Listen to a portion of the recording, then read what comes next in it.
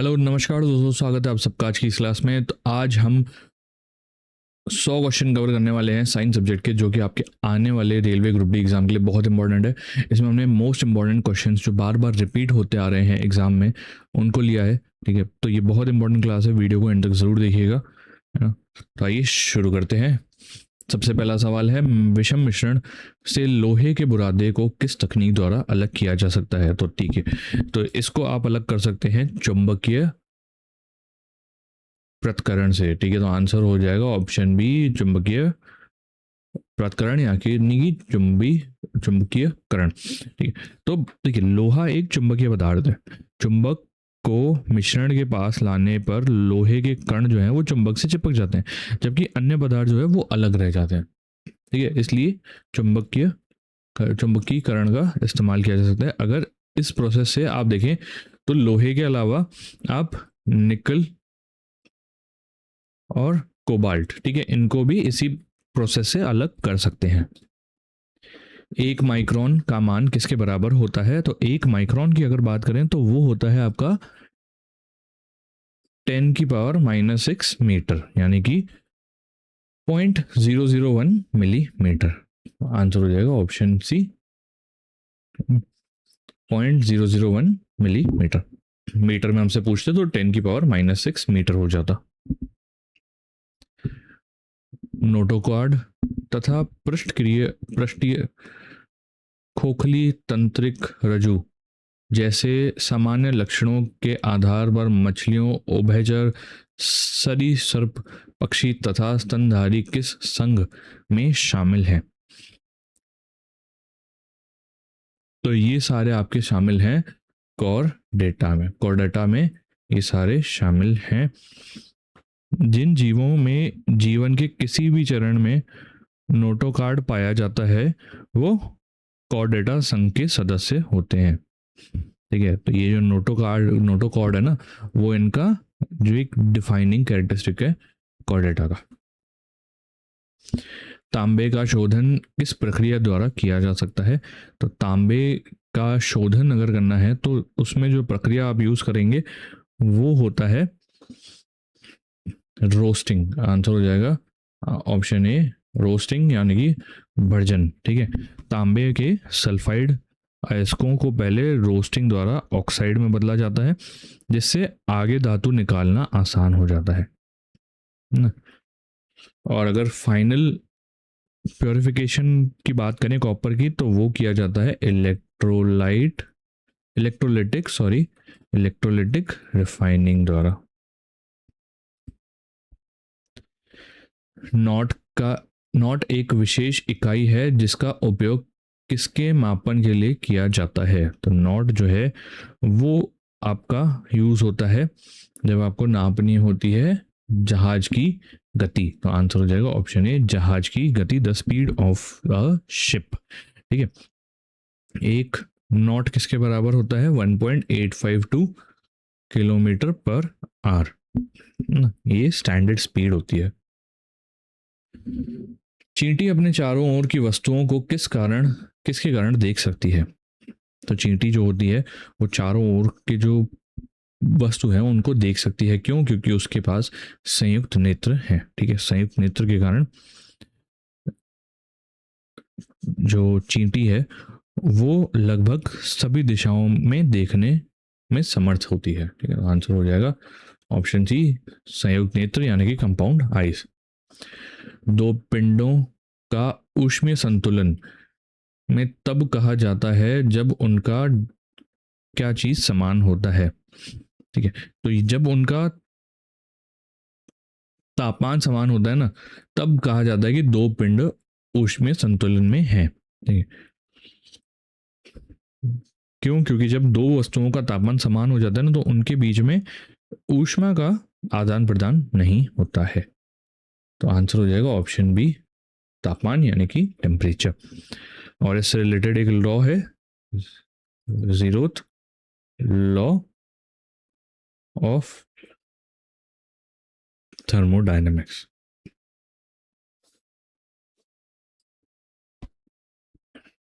धातु गर्म भट्टियों के अंदर उच्च तापमान मापने के लिए कौन सा उपकरण सबसे उपयुक्त रहता है?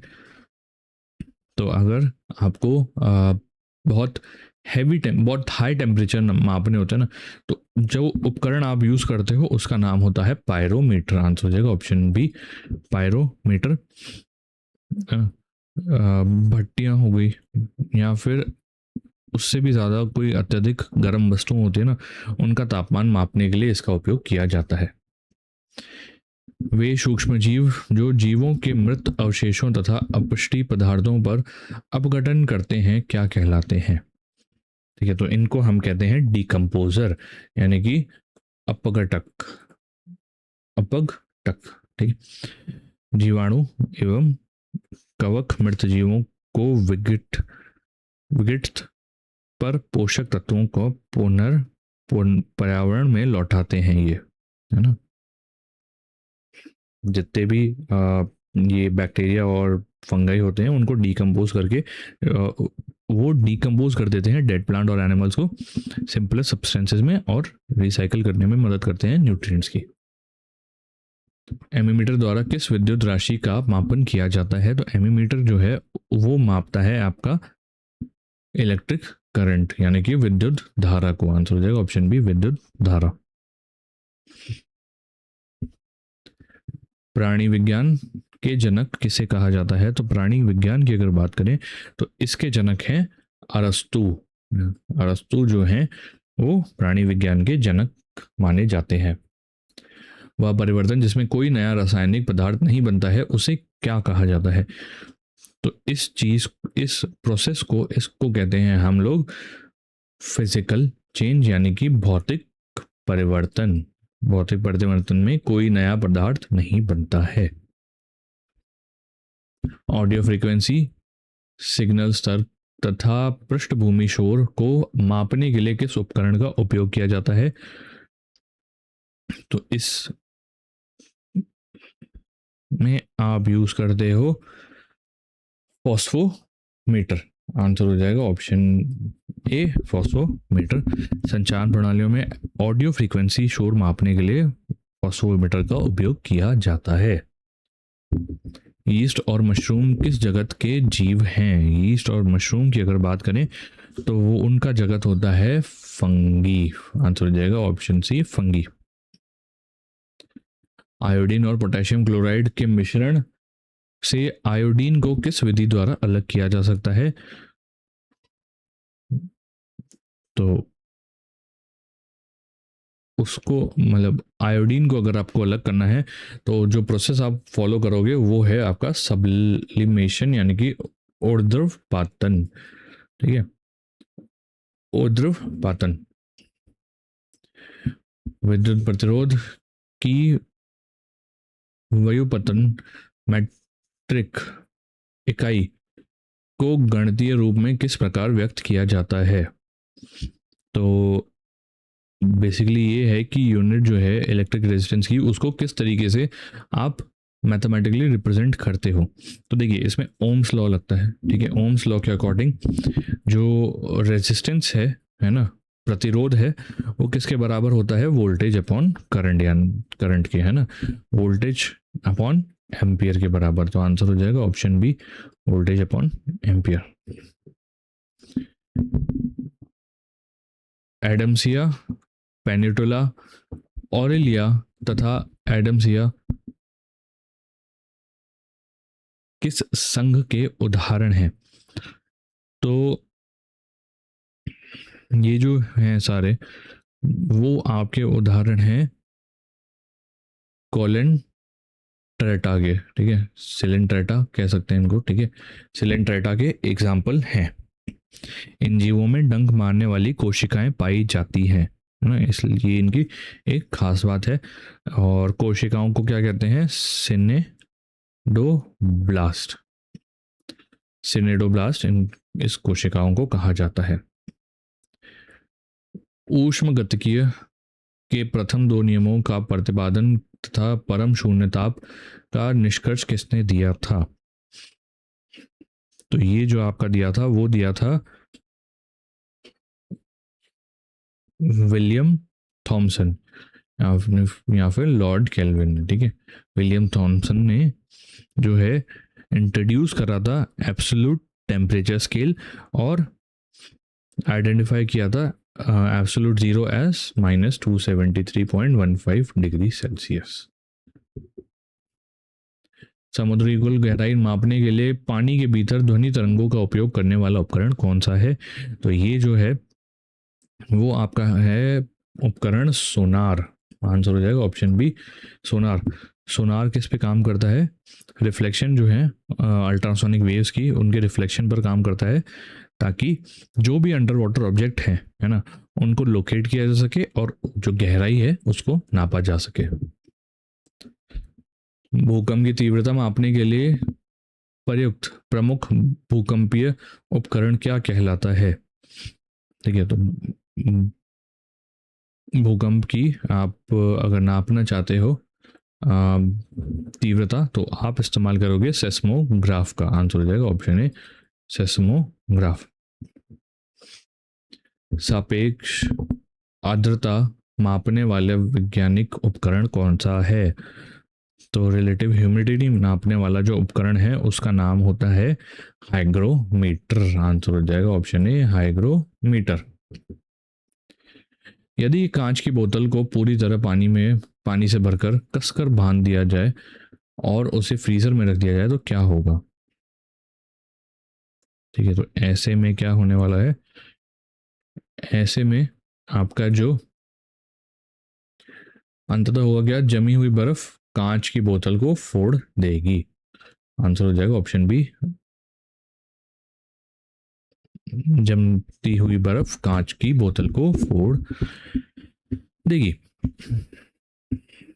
ठीक है, क्यों? क्योंकि पानी जो है वो लगभग 9% एक्सपैंड हो जाता है, ठीक है, जमने पर, जिससे जो है एक प्रेशर क्रिएट होता है जो ग्लास को तोड़ सकता है ना।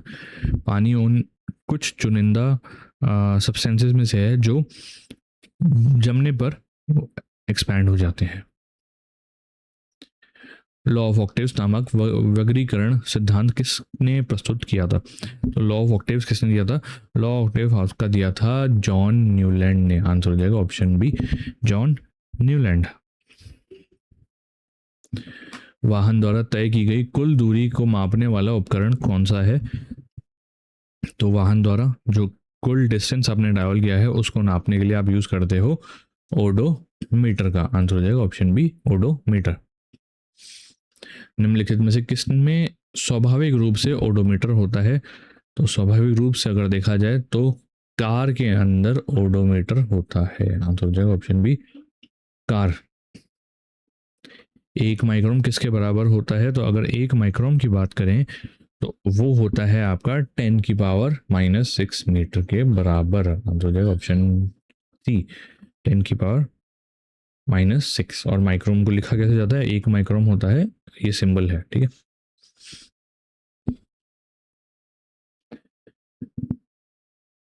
खगोल भौतिकी में ब्रह्म अंतरिक्ष के उस काल्पनिक छिद्र को क्या कहा जाता है जिससे तारे और ऊर्जा बाहर निकलते हैं? तो उसको हम लोग कहते हैं वाइट होल, ठीक है। तो उसको हम कहते हैं वाइट होल। वाइट होल एक ऐसा थ्योरेटिकल ऑब्जेक्ट है जो मैटर हो या एनर्जी हो, ठीक है, तारे हो या ऊर्जा हो, उसको बाहर निकलता है, जो कि ब्लैक होल से बिल्कुल अपोजिट है। सामान्य द्रव इन ग्लास थर्मोमीटर को में सामान्यतः किस द्रव का उपयोग किया जाता है? ठीक है, तो सामान्यतः आप इस्तेमाल करते हैं अल्कोहल का। आंसर हो जाएगा option B alcohol. Alcohol thermometer जो होते हैं वो बहुत ही कम टेम्परेचर मापने में सक्षम होते हैं। क्यों? क्योंकि अल्कोहल का फ्रीजिंग पॉइंट जो है वो बहुत कम रहता है। निम्नलिखित में से कौन सा उभयलिंगी प्राणी है जिसमें पर निषेचन होता है? ठीक है, तो अगर बात करें क्रॉस फर्टिलाइजेशन की तो वो होता है आपका हाइड्रा में। आंसर हो जाएगा ऑप्शन ए हाइड्रा। हाइड्रा जो है मेल और फीमेल रिप्रोडक्टिव ऑर्गन्स दोनों होते हैं और इसमें जनरली क्रॉस फर्टिलाइजेशन होता है। पवन की गति मापने वाले उपकरण को क्या कहा जाता है? तो अगर पवन की गति आपको नापनी है तो आप उसको कहते हैं एनेमोमीटर। आंसर हो जाएगा ऑप्शन सी, एनेमोमीटर ना। इसका इस्तेमाल अधिकतर जो वेदर स्टेशन होते हैं ना वहाँ किया जाता है। ठीक है, वेदर स्टेशंस में एनेमोमीटर का इस्तेमाल करके पवन की गति मापी जाती है। मधुमक्खी के छत्ते में ड्रोन क्या होते हैं? ठीक है, ड्रोन जो मक्खियां होती है ना, मधुमक्खियां होती हैं, वो कौन सी होती है, हमसे ये पूछा है। ठीक है, तो हनी बी जो होते हैं, ठीक है, मधुमक्खियों का जो छत्ता होता है ना, उसमें 3 तरह की मक्खियां होती हैं। एक होती है आपकी क्वीन बी, एक होती है आपकी वर्कर बी, और एक आती है आपकी ड्रोन बी। ठीक है, ये 3 तरीके की मधुमक्खियां होती हैं एक छत्ते में। ठीक है, क्वीन बी कौन सी होती है? ये सिर्फ एक होगी। ठीक है, ये सिर्फ एक होती है और इसका काम होता है अंडे देना। ठीक है, वर्कर बी कौन सी होती हैं? ये ऐसी मधुमक्खियां होती हैं, फीमेल मधुमक्खी होती हैं जो बच्चे नहीं कर सकती हैं। इनका काम होता है, जो भी छत्ते का सारा काम है वो इनको करना होता है। फिर होते हैं ड्रोन बी। ड्रोन बी क्या होते हैं? ये फर्टाइल मेल बीज होती हैं। ठीक है, फर्टाइल मेल जो बच्चे कर सकते हैं। इनका काम क्या होता है? क्वीन बी के साथ सिर्फ मेटिंग करना। ठीक है, इनके साथ सिर्फ बच्चे करना इनका काम होता है। ठीक है, इनमें प्रजनन की क्षमता होती है, ये ऐसे मेल बीज होती हैं। ठीक है, और मेटिंग के बाद जनरली जो ड्रोन बीज होती हैं वो मर जाती हैं। ठीक है, तो हमसे पूछा है ड्रोन बीज कौन सी होती हैं? ये होते हैं फर्टाइल मेल, यानी कि प्रजननक्षम नर। ठीक है, आंसर हो जाएगा ऑप्शन बी। दाब या तापमान में परिवर्तन के कारण किसी पदार्थ का गैसीय अवस्था में द्रव अवस्था में परिवर्तन होने की प्रक्रिया को क्या कहते हैं? जब गैस ठंडी होकर लिक्विड बन जाती है, ठीक है, उस प्रोसेस को हम लोग क्या कहते हैं? कंडेंसेशन। तो आंसर हो जाएगा संघनन, यानी कि कंडेंसेशन। ठीक है, एग्जाम्पल के तौर पर देखें, क्लाउड से रेन बनना, ठंडे ग्लास के बाहर पानी की बूंदें बनना। ठीक है, ये होता है कंडेंसेशन। और जो ऑप्शन है उनको भी एक बार देख लेते हैं। वाष्पीकरण यानी कि इवेपोरेशन, इसमें क्या होता है? लिक्विड आपका गैस में कन्वर्ट हो जाता है। ठीक है, उद्रवपातन यानी कि सब्लाइमेशन, सब्लाइमेशन क्या होता है? जिसमें सॉलिड जो होता है वो गैस बन जाता है। और ठोसकरण, ठोसकरण में होता है लिक्विड जो है आपका सॉलिड बन जाएगा। ठीक है, ये डिफरेंस होता है चारों ऑप्शंस में। किसी वस्तु पर शुद्ध स्थिर वैद्युत आवेश है या नहीं, इसका जांच करने के लिए किस उपकरण का उपयोग किया जाता है? तो इलेक्ट्रोस्कोप जो होता है वो किसी भी ऑब्जेक्ट पर इलेक्ट्रिक चार्ज है या नहीं ये पता करता है। ठीक है, तो इसलिए हमारा आंसर हो जाएगा electroscope, option A. Gold leaf electroscope जो है उससे कई बार सवाल आते हैं, तो वो बड़ा इंपॉर्टेंट है ना, ये याद रखिएगा। बाकी ऑप्शन देख लेते हैं। एक होता है गैल्वेनोमीटर, ये होता है जो सबसे छोटा करंट भी हो जाता है उसको डिटेक्ट कर लेता है, वो होता है गैल्वेनोमीटर। एमीमीटर जो होता है वो करंट मापने के काम आता है, और वोल्ट मीटर जो होता है आपका वोल्टेज चेक करने के काम आता है। निम्नलिखित में से किसमें खुला परिसंचरण तंत्र पाया जाता है, यानी कि ओपन सर्कुलेटरी सिस्टम कहाँ पर पाया जाता है? तो ओपन सर्कुलर सिस्टम में ब्लड आर्टरीज के अंदर ही नहीं रहता, बल्कि बॉडी कैविटी में सर्कुलेट होता रहता है। ये अगर जनरली देखा जाए ना, तो ये किस में मिलेगा? ये मिलेगा आपको कॉकरोच में, इंसेक्ट्स में, या फिर एंथ्रोपॉड्स में। ठीक है, इनमें ये ओपन सर्कुलेशन सिस्टम होता है। तो हमारा आंसर हो जाएगा ऑप्शन बी, कॉकरोच और सिल्वर फिश। ठीक है, क्लोज सिस्टम में किस में मिलता है? इंसानों में, फ्रॉग में, अर्थवॉर्म में, इनमें आपको क्लोज्ड सिस्टम सर्कुलर सिस्टम मिलता है। निम्नलिखित में से कौन सा ठोस का गुण नहीं है? सॉलिड जो होता है उनका गुण इनमें से कौन सा नहीं है? तो सॉलिड्स जो पार्टिकल्स होते हैं, देखिए ठोस पार्टिकल्स जो होते हैं ना वो बहुत क्लोजली पैक्ड होते हैं, इसलिए इनका शेप जो है वो फिक्स्ड रहता है, वॉल्यूम जो है वो फिक्स रहता है, डेंसिटी हाई होती है और कंप्रेसिबिलिटी यानी कि उनको दबाना बहुत कम रहता है, ठीक है, वो बहुत कम होता है, ठीक है। तो हमसे पूछा है इनमें से इनका कौन सा गुण नहीं है, तो जैसे कि मैंने बताया कंप्रेसिबिलिटी बहुत कम रहती है, तो ये हाई कंप्रेसिबिलिटी यानी कि अधिक संपीड़नता नहीं है इसका गुण, ठीक है। तो आंसर हो जाएगा ऑप्शन ए। निश्चित आकार, निश्चित आयतन और अधिक घनत्व, ये तीनों इसके फीचर हैं। सौर किरणों की प्रत्यक्ष तीव्रता मापने के लिए किस वैज्ञानिक उपकरण का उपयोग किया जाता है? तो अगर सनरेज की इंटेंसिटी को जांचना है, मेजर करना है, तो हम कौन सा इंस्ट्रूमेंट का यूज़ करेंगे? हम यूज़ करेंगे पायरेलियोमीटर, पायरेलियोमीटर है ना, तो आंसर हो जाएगा ऑप्शन ए पायरेलियोमीटर, ठीक है। सोलर एनर्जी का जो रिसर्च करते हैं ना उसमें ये लोग यूज़ करते हैं इसका, ठीक है। पायरोमीटर क्या करता है? पायरोमीटर नापता है आपका इन बहुत हाई टेम्परेचर्स को, ठीक है। फोटोमीटर क्या नापता है? आपकी लाइट की इंटेंसिटी को। पेरिस्कोप क्या नापता है? आप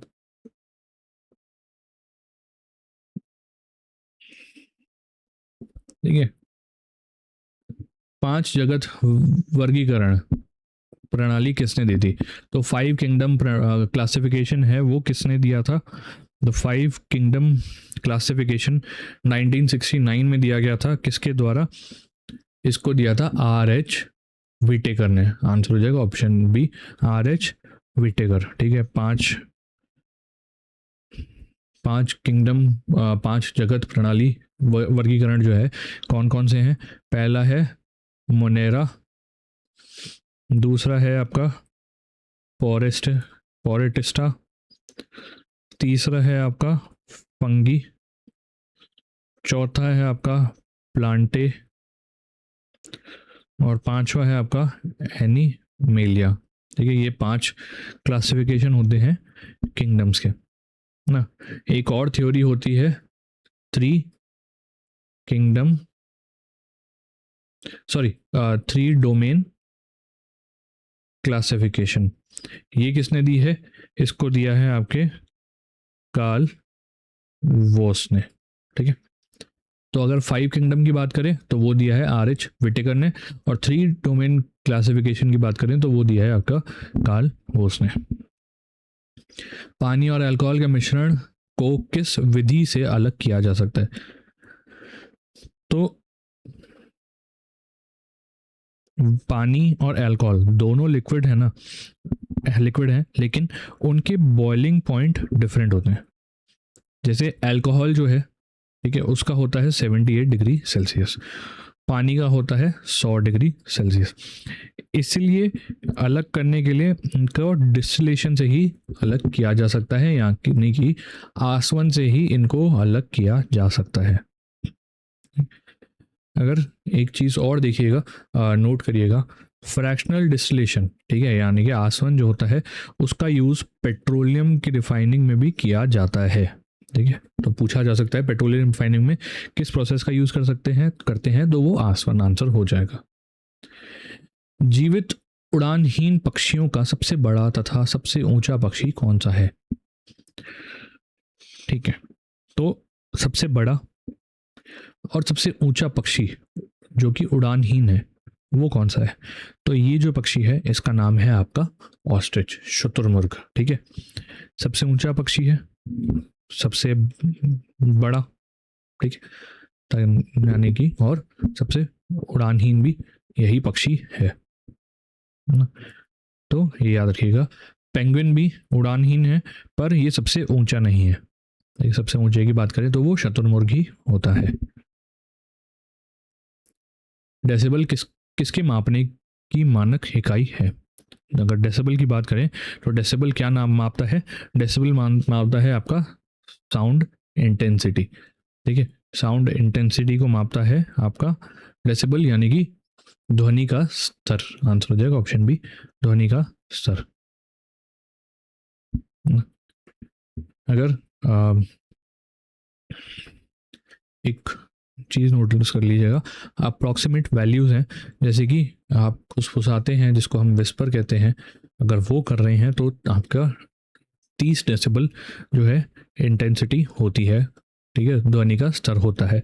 अगर नॉर्मल कन्वर्सेशन कर रहे हैं तो आपका 60 डेसिबल होगा, और अगर आप ट्रैफिक में हैं तो आपका 90 डेसिबल होता है, ठीक है। लास्ट ईयर शायद ट्रैफिक का ही सवाल पूछा गया था, है ना, ट्रैफिक पे ही सवाल आया था कि ट्रैफिक में जो ध्वनि का स्तर है वो कितना रहता है, तो वो रहता है 90 डेसिबल। और अगर 85 डेसिबल से ऊपर का कंटिन्यूस एक्सपोजर आपको मिले, ठीक है, ध्वनि स्तर आपका कंटिन्यूस 85 डेसिबल से ऊपर रहता है, तो आपको हियरिंग डैमेज हो सकता है, यानी कि आपकी सुनने की क्षमता पर असर पड़ सकता है, नुकसान कर सकता है वो। सक्रिय चारकोल का उपयोग शुद्ध पदार्थों से रंगीन अशुद्धियों हटाने के लिए किस प्रक्रिया द्वारा किया जाता है? तो ये जो प्रक्रिया है उसका नाम है एडसॉर्प्शन। एडसॉर्प्शन में मॉलिक्यूल सरफेस पर जो चिपक जाते हैं ना, उनको हटाया जाता है, ठीक है। तो एक्टिवेटेड चारकोल का सरफेस एरिया बहुत ज़्यादा होता है, इसलिए इम्प्योरिटीज़ को अब्जॉर्ब नहीं बल्कि एडसॉर्ब करना पड़ता है, ठीक है। एडसॉर्ब मानी अधिशोषण, ठीक है, अधिशोषण प्रक्रिया है जिससे जो सरफेस पे जो भी मैटर चिपका हुआ है ना, मॉलिक्यूल्स हैं, उनको हटाया जा सकता है। तो आंसर हो जाएगा एडसॉर्प्शन, ठीक है, ये याद रखिएगा।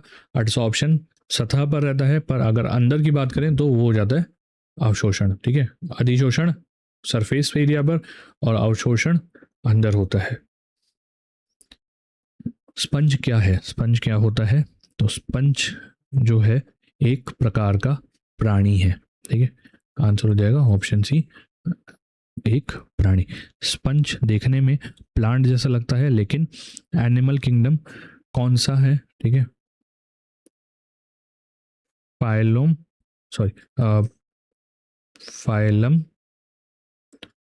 पोरीफेरा, ठीक है, ये इसका नाम है, इसका मेंबर होता है। इसके पोर्स जो होते हैं ना, वो उसके थ्रू वाटर को फिल्टर करके फूड लेता है। तो ये जो पोर बियरिंग एनिमल्स होते हैं ना, वो इस किंगडम को, इससे बिलोंग करते हैं, फाइलम पोरीफेरा। डैश मापने वाले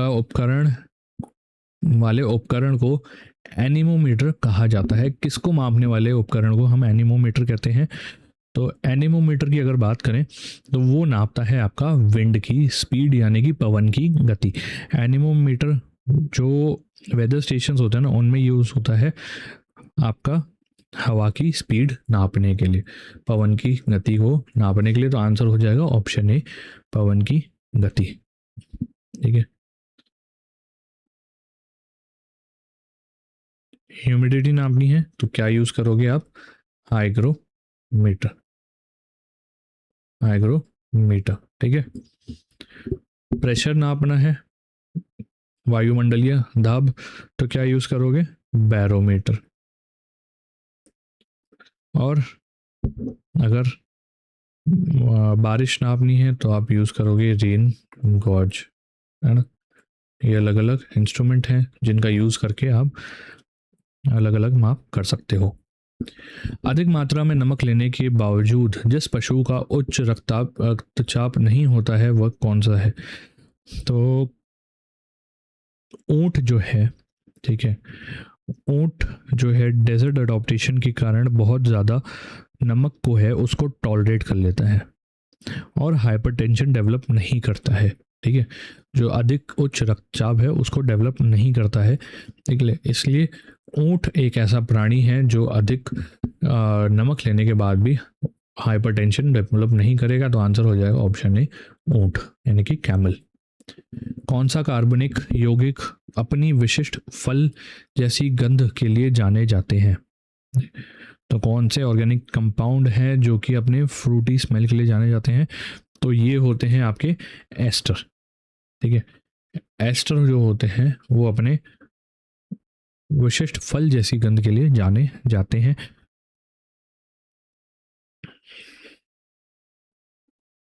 formula alcohol plus acid ester plus water, ये इसका बनाने का फॉर्मूला है।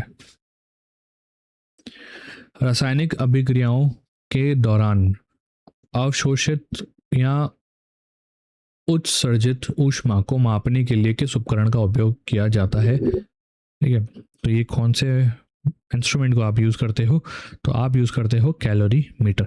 कैलोरी मीटर रिएक्शंस में जो हीट गेन या हीट लॉस होता है ना, उसको मेजर कर लेता है। ठीक है, तो हमारा आंसर हो जाएगा ऑप्शन ए, कैलोरी मीटर। कवकों फंगी के अध्ययन को क्या कहा जाता है? तो फंगी जो होता है, कवकों के अध्ययन को हम क्या कहते हैं? तो उसको हम कहते हैं माइकोलॉजी। माइकोलॉजी जो होता है उसमें फंगी यानी कि कवकों का अध्ययन किया जाता है। फाइकोलॉजी में क्या करते हैं? एल्गी का, ठीक है, एल्गी का जो है उसको स्टडी करते हैं, ठीक है, उसका अध्ययन करते हैं। साइटोलॉजी में आप सेल्स का अध्ययन करोगे और इकोलॉजी में आप एनवायरनमेंट का करते हो अध्ययन, ठीक है। 1 नैनोमीटर कितने मीटर के बराबर होता है? तो अगर 1 नैनोमीटर की बात करें तो वो होता है 10⁻⁹ मीटर के बराबर, ठीक है, 10⁻⁹ मीटर के बराबर। 10⁻⁻6 क्या होता है?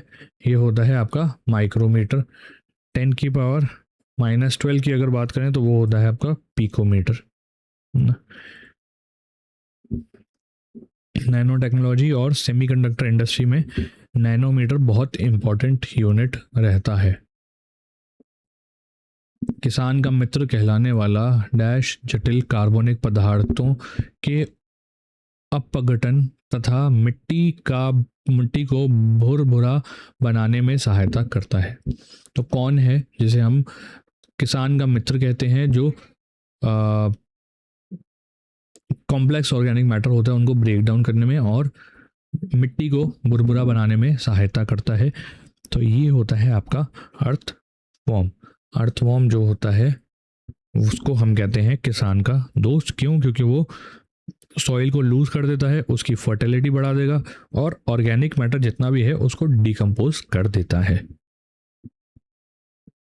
एक यहाँ पे और हम प्रोसेस करते हैं जिसे हम कहते हैं वर्मी कंपोस्टिंग, उसमें भी हम अर्थवॉर्म का इस्तेमाल करते हैं।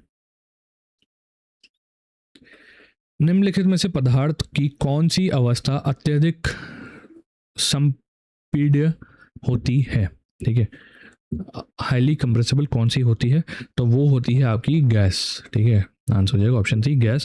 गैस पार्टिकल के बीच बहुत ज़्यादा स्पेस होता है, इसलिए गैस पार्टिकल जो होते हैं वो हाईली कंप्रेसिबल होते हैं, आसानी से एक्सपैंड भी कर जाते हैं और इनका कोई फिक्स्ड शेप या वॉल्यूम नहीं होता है। अगर कंप्रेसिबिलिटी की बात करें तो सबसे ज़्यादा होती है आपकी गैस की, फिर होती है आपकी लिक्विड की, फिर होती है आपकी सॉलिड की।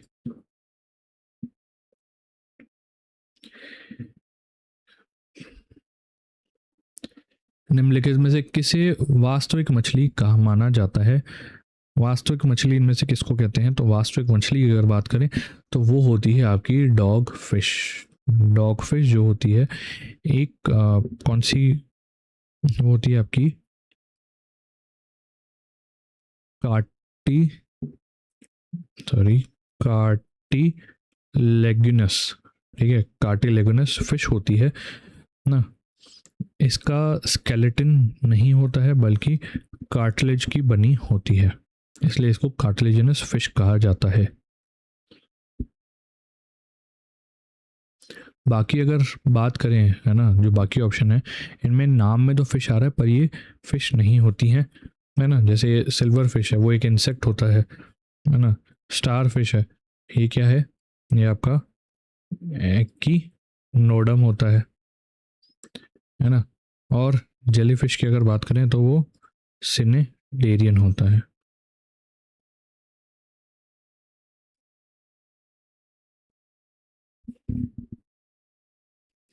एक बार वायुमंडलीय दाब के बराबर होता है, ठीक है।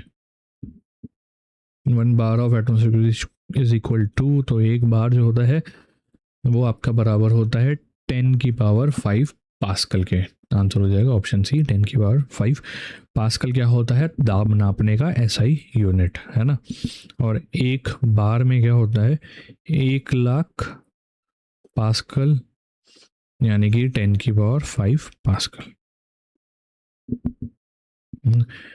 एटमॉस्फेरिक प्रेशर की एक चीज़ ये भी देखिएगा, वायुमंडलीय दाब जो होता है उसको कई यूनिट में एक्सप्रेस किया जा सकता है, जैसे कि बार हो गया, है ना। एक हो जाता है आपका, एक बार किसके बराबर होता है? 760 mmHg के बराबर।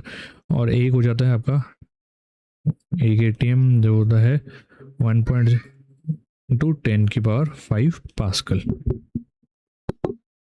चलिए, तो अगला सवाल है, क्लेटेलम किसके शरीर में पाया जाता है? क्लेटेलम जो होता है वो किसके शरीर में पाया जाता है? तो देखिए, क्लेटेलम जो होता है वो अर्थवॉर्म के शरीर में पाया जाता है ना। तो हमारा आंसर हो जाएगा ऑप्शन बी, केंचुआ। इसमें होता क्या है, इस अर्थवॉर्म की बॉडी में एक मोटा सा बैंड होता है, ठीक है, जो उसके रिप्रोडक्शन में काम करता है। ये ककून बनाता है जिसमें जो एग्स हैं वो फर्टिलाइज होकर डेवलप होते हैं, ठीक है। तो इसलिए आंसर हो जाएगा हमारा केचुआ। केचुआ में क्लिटेलम पाया जाता है। निम्नलिखित में से कौन सा रासायनिक परिवर्तन नहीं है? तो इनमें से कौन सा एक केमिकल चेंज नहीं है? तो अगर ऑप्शंस की बात करें तो पानी को भाप में बदलना वो एक केमिकल चेंज नहीं है, तो आंसर हो जाएगा option C, converting water into steam, पानी का भाप में बदलना। ठीक है, ये केमिकल चेंज नहीं है, ये फिजिकल चेंज है ना। क्यों? क्योंकि इसमें जो कंपोजिशन है वो H2O सेम ही रहता है, ठीक है। तो इसलिए ये केमिकल नहीं है बल्कि फिजिकल चेंज है। वह कौन सा मूलभूत नियम है जो यह बताता है कि पदार्थ न तो उत्पन्न किया जा सकता है न कि नष्ट किया जा सकता है, ठीक है। तो ये कौन सा नियम है जो बताता है कि पदार्थ को न तो उत्पन्न कर सकते हैं न कि नष्ट कर सकते हैं? तो ये है आपका law of conversion of mass, conservation of mass, यानी कि द्रव्यमान संरक्षण का नियम। आंसर हो जाएगा ऑप्शन बी, द्रव्यमान संरक्षण का नियम, जिसको आपको एंटोनी लेवोसियर ने दिया था, ठीक है। इनको फादर ऑफ मॉडर्न केमिस्ट्री भी कहा जाता है, फादर ऑफ मॉडर्न केमिस्ट्री कहते हैं इन्हें, है ना। इंपॉर्टेंट है, याद रखिएगा। हाइबरनेशन शब्द का क्या अर्थ है? हाइबरनेशन का अर्थ क्या है? तो देखिए, सर्दियों में कुछ एनिमल्स अपनी बॉडी टेम्परेचर और मेटाबॉलिज्म को बहुत कम कर देते हैं, ठीक है। इस स्टेट को कहते हैं हम लोग हाइबरनेशन। कौन से करते हैं? जैसे भालू हो गया, ग्राउंड स्क्वायरल है, बैट है, चमगादड़ है ना, ये सारे जो हैं अपने बॉडी टेम्परेचर और मेटाबॉलिज्म बहुत कम कर देते हैं, तो इसको कहते हैं हम हाइबरनेशन। तो हमारा आंसर हो जाएगा पशुओं में शीत ऋतु के दौरान मेटाबॉलिक गतिविधियों के कम होने की अवस्था। तो आंसर हो जाएगा ऑप्शन बी ना। समुद्र जल को प्रभावी रूप से किस प्रक्रिया द्वारा शुद्ध किया जा सकता है? तो अगर आपको समुद्री पानी को, ठीक है, प्योरीफाई करना है तो आप उसको कैसे कर सकते हो? उसको आप डिस्टिलेशन यानी कि आसवन से क्लियर कर सकते हो, ठीक है। समुद्री जल जो होता है, समुद्री पानी में बहुत सारे डिजॉल्व नमक होते हैं, ठीक है। तो इसलिए डिस्टिलेशन क्या करेगा? डिस्टिलेशन में वाटर को हीट करो, स्टीम बनेगी, स्टीम को आप ठंडा करोगे ना तो आपको प्योर वाटर कलेक्ट कर लोगे, और जो नमक है वो कंटेनर में ही रह जाता है, ठीक है। और साथ ही डिस्टिलेशन जो उसमें इम्प्योरिटीज़ है ना उनको भी रिमूव कर सकता है। ठीक है, आसवन जो है उसमें इम्प्योरिटीज़ को भी रिमूव कर देता है। वाहन की वर्तमान तत्कालिक गति मापने वाले डैशबोर्ड उपकरण को क्या कहा जाता है? तो आपने अगर कार में देखा हो तो आगे एक उपकरण लगा रहता है जिसमें वाहन की वर्तमान जो गति है वो दिखाता है। तो उसको हम क्या कहते हैं? उसको हम कहते हैं स्पीडोमीटर। आंसर हो जाएगा ऑप्शन बी, स्पीडोमीटर। ठीक है। ओडोमीटर क्या होता है? ओडोमीटर टोटल डिस्टेंस बताता है आपका। ठीक है, उसको ओडोमीटर कहते हैं। उसके अलावा एक होता है टेकोमीटर। तो टेकोमीटर क्या बताता है? इंजन का जो आरपीएम है ना वो बताता है टेकोमीटर। पक्षी और कीट के पंख डैश अंगों के उदाहरण है। तो पक्षी और कीट यानी कि इंसेक्ट के जो पंख होते हैं वो किस चीज़ के उदाहरण है? तो वो आपके उदाहरण है समरूप अंग यानी कि एनालॉगस ऑर्गन के उदाहरण। समरूप अंग के उदाहरण है। ठीक है, कैसे? फंक्शन सेम है, ओरिजिन जो है वो अलग अलग होता है। चाहे पक्षी हो चाहे कीट हो, उड़ते दोनों हैं, लेकिन उनका विंग्स का एवोल्यूशन जो है वो अलग अलग है। ठीक है, तो ये आपके एनालॉगस अंग हो गए। ठीक है, वहीं अगर माने समजात अंग कौन से होते हैं, होमोलोगस ऑर्गन कौन से होते हैं?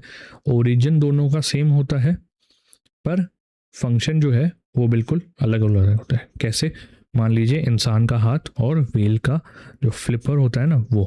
ठीक है, दोनों का ओरिजिन सेम है, फंक्शन जो है वो अलग अलग रहता है।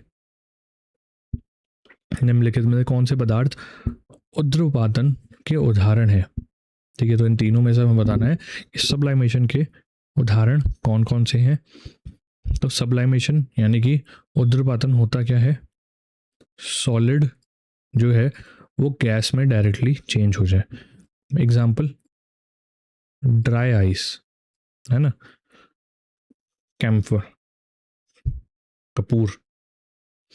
ठीक है, नेप्थलीन, उसके अलावा आयोडीन, ये सारे एग्जाम्पल हैं उद्रपातन के। ठीक है, तो हमारा अगर ऑप्शन देखें तो एक ड्राई आइस है, कैम्फर है ना, तो हमारा आंसर हो जाएगा केवल एक और दो। ठीक है, आइस क्यों नहीं है? क्योंकि आइस पहले लिक्विड बनता है, इसलिए नॉर्मल कंडीशन में इसे जो है उद्रपातन का एग्जाम्पल नहीं माना जाता है।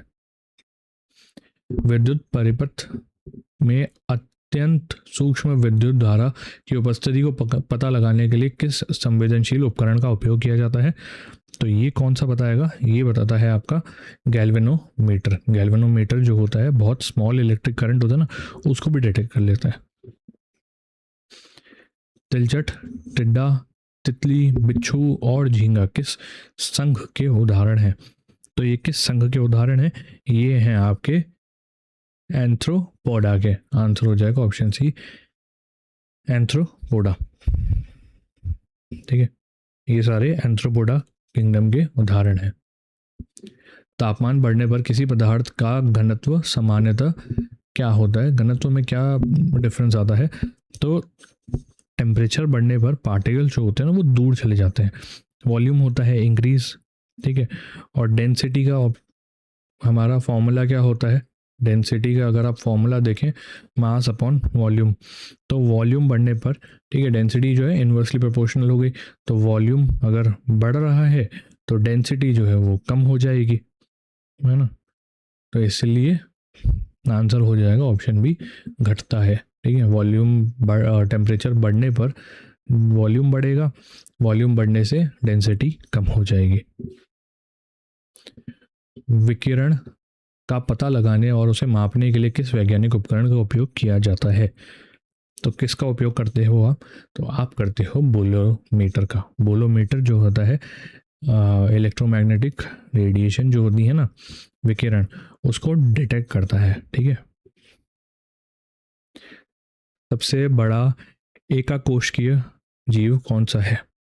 ठीक है, तो सबसे बड़ा एकाकोशीय सिंगल सेल्ड जीव की अगर बात करें तो वो है आपका एल्गी कॉलेरेपा, ठीक है, एल्गी कॉलेरेपा, है ना।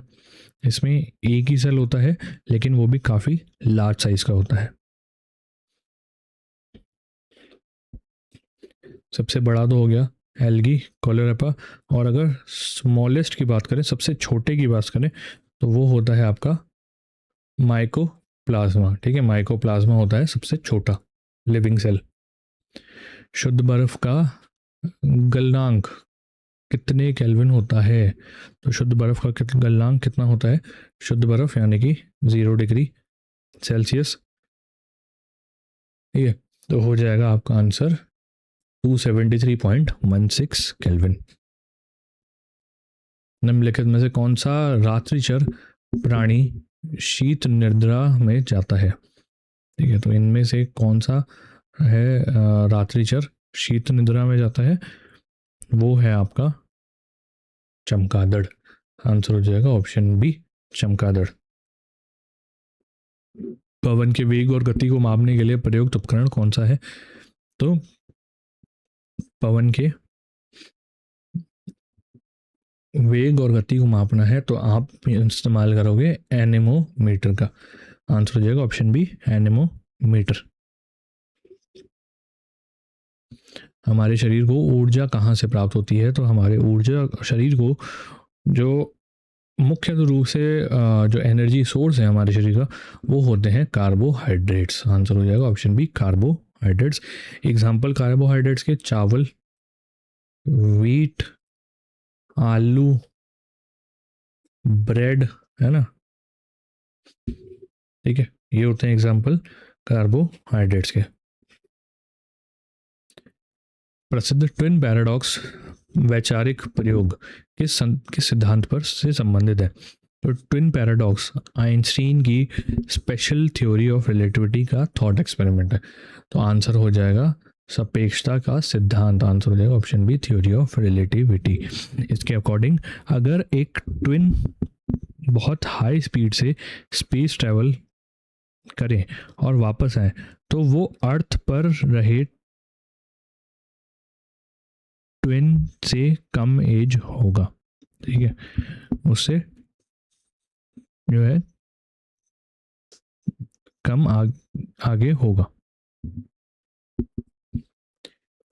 यूनिवर्सिटी ऑफ इलिनॉय के शोधकर्ताओं ने पदार्थ के एक नए रूप एक्सीटोनियम की खोज करी। एक्सीटोनियम शब्द 1960 के दशक में डैश द्वारा दिया गया था। तो एक्सीटोनियम जो है वो किसके द्वारा दिया गया था? वो दिया गया था बर्ट्रांड हेल्परिन के द्वारा। आंसर हो जाएगा ऑप्शन ए, बर्ट्रांड हेल्परिन। एक्सीटोनियम एक theoretical quantum state of matter है। इसका कॉन्सेप्ट 1960 में दिया गया था, ठीक है। बाद में रिसर्चर्स इसके एक्सपेरिमेंटल एविडेंस ऑब्जर्व करे थे।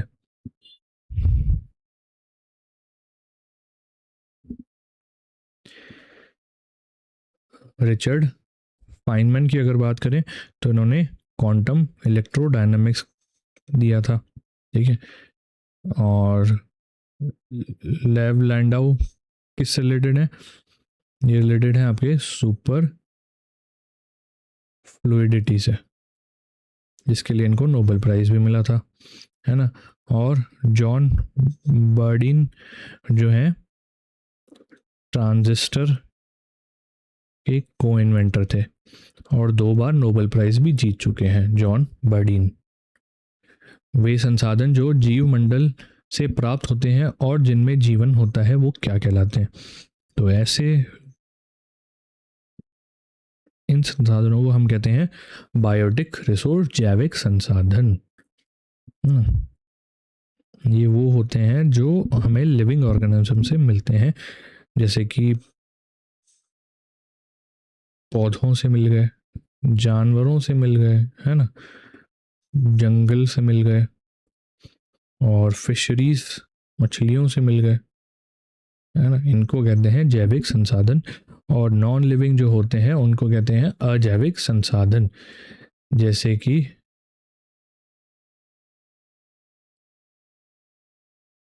आपके हो गए हवा, पानी, है ना, मिनरल्स, ये सारे होते हैं आपके अजैविक के एग्जाम्पल।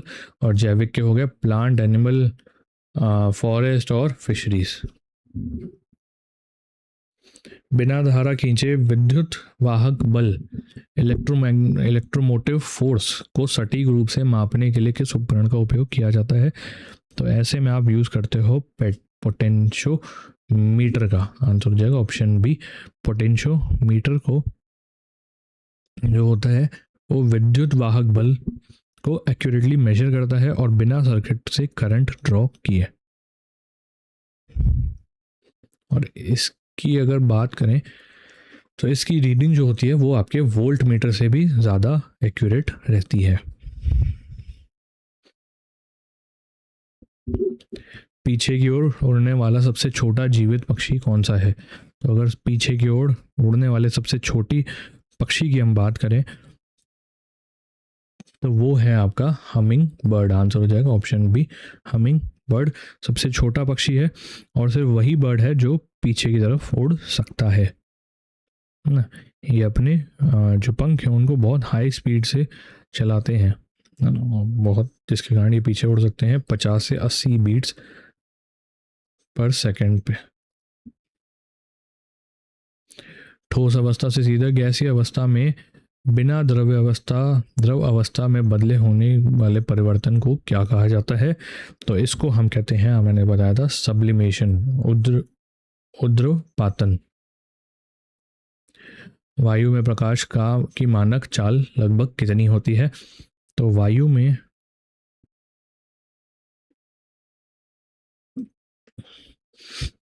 देखिए,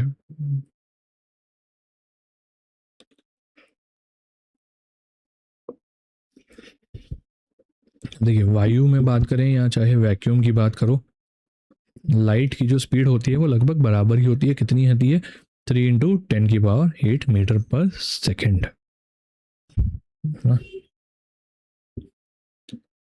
उभयलिंगी प्राणी जिसमें पर निषेचन होता है वो किसका उदाहरण है? ठीक है,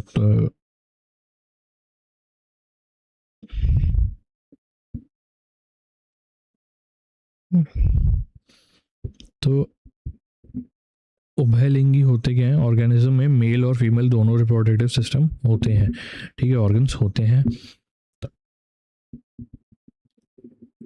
तो इनमें से उसका उदाहरण कौन सा है? तो उनका उदाहरण है हाइड्रा। आंसर हो जाएगा ऑप्शन ए, हाइड्रा। हाइड्रा में जनरली क्रॉस फर्टिलाइजेशन होता है, ठीक है।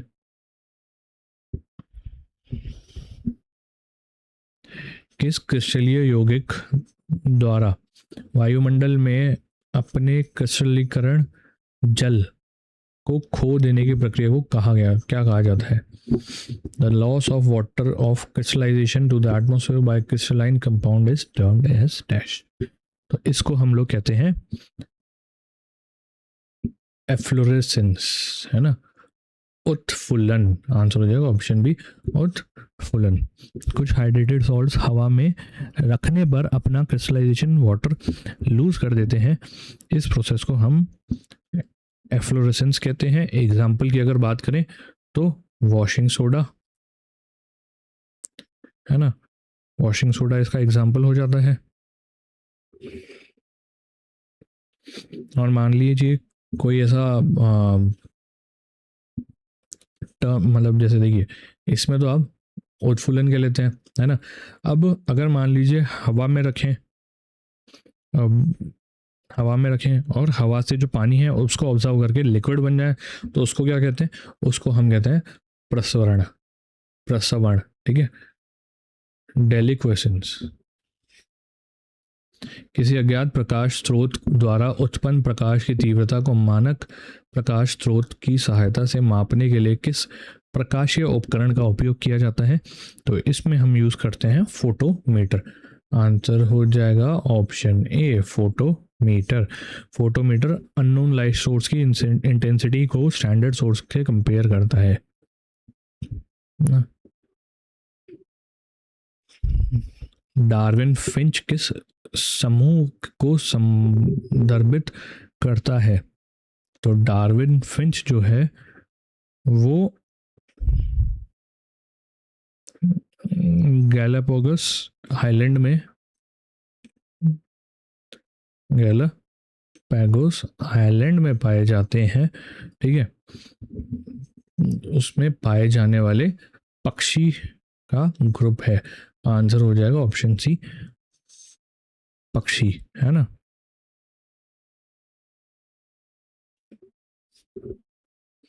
इसी के साथ आज का सेशन यहीं समाप्त होता है। उम्मीद करता हूँ क्लास हेल्पफुल रही होगी। कोई भी डाउट हो कमेंट में ज़रूर बताइएगा और चैनल को सब्सक्राइब कर लीजिए ताकि आगे ऐसे इन्फॉर्मेटिव वीडियोस आपको मिलते रहें। तब तक के लिए मिलते हैं क्लास में। Bye bye.